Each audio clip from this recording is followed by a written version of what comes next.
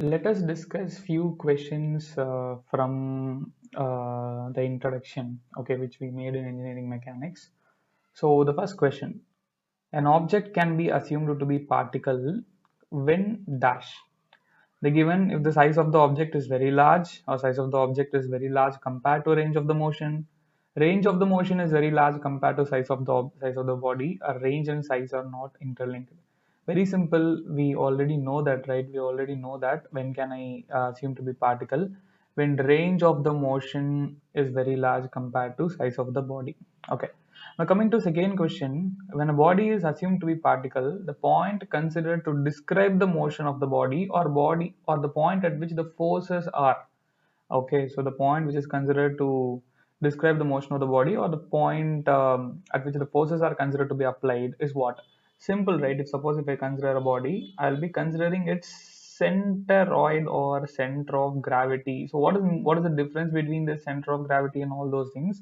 Center of gravity, centroid, we will discuss it in separate video. So this center of gravity will be considered as the point for motion, or even that is the point at which all the forces will be acting. So which is option D. The distance between any two arbitrarily chosen points on a rigid body it will be always constant, that we know very clearly. If I take a body, if I take 2 points, the distance between those 2 points has to remain constant irrespective of whatever the force you apply. Okay. So fourth question, the relative velocity. Okay, so the relative velocity between any two arbitrarily chosen point. Okay, let me highlight it. Any two arbitrarily chosen points on a rigid body along the line joining them.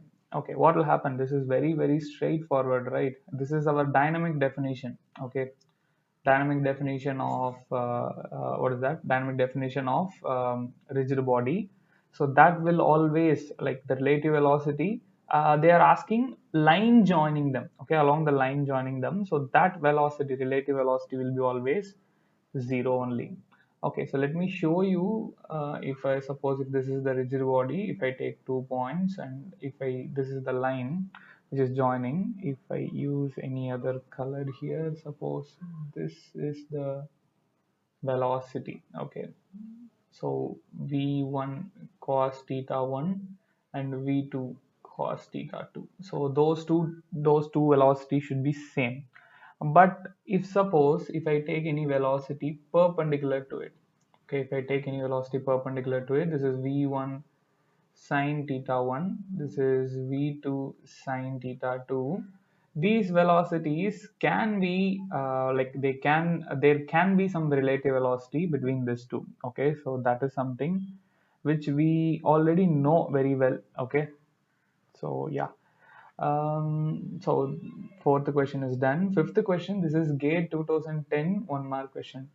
There are 2 points P and Q on a planar rigid body. The relative velocity between the 2 points should always be along PQ. See, if suppose this is P and this is Q, there should not be any relative velocity in the line which is joining them. So option A is wrong. Can be oriented along any direction? No, it cannot. Right? Why? Because along the line which is joining, relative velocity cannot present.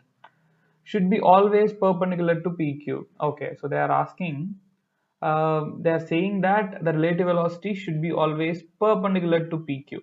Okay, and should be along QP when the body undergoes pure translation. This also we already know, right? If there is a body, if there was a pure translation, okay, if there was a pure translation, this velocity will be v, this velocity will be v. So v, both velocity will be v. So relative velocity of p with respect to q will be 0. I discussed about this in the last video. That is what is that? In the case of pure translation, there won't be any relative velocity. But for the case of rotation, there will be relative velocity, and the relative velocity can present only perpendicular to PQ. These things we already discussed. So correct answer was option C. Okay, so this is a GATE 2010 1 mark question.